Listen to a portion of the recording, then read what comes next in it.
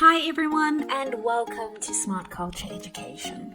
This is the place where we make learning simple, clear and engaging. If you're new here, don't forget to subscribe so you can join us on this journey of mastering maths, science and more. Take a look at the following. This slide deals with the nature of the roots of a quadratic equation, which is an important concept in algebra, especially when discussing the solutions to quadratic equations. The roots of a quadratic equation, which is typically in the form ax squared plus bx plus c equals 0, are determined by the discriminant. Now, the discriminant is given by the following formula. B squared minus 4ac. The value of the discriminant tells us about the nature of the roots. If delta is positive, the quadratic equation has two distinct real roots. And this is because the square root of any positive number is real and positive. Graphically, this is represented by the parabola intersecting the x-axis at two distinct points. If delta equals 0, there is exactly one real root, also known as a repeated or double root. And in this case, the vertex of the parabola touches the x-axis exactly at one point. If delta is negative, no real roots exist because the square root of a negative number is imaginary.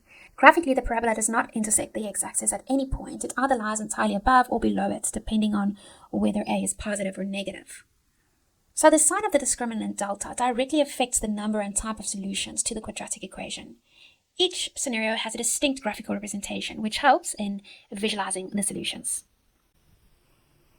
This slide provides a more detailed breakdown of the nature of roots based on the discriminant. So, if delta is negative, the quadratic equation has no real roots because the discriminant is negative, leading to imaginary solutions. If delta is equal to or greater than 0, the quadratic equation has real roots, and these can be further categorized as follows. If delta is positive, there are two distinct real roots. The nature of these roots obviously depends on whether the discriminant is a perfect square.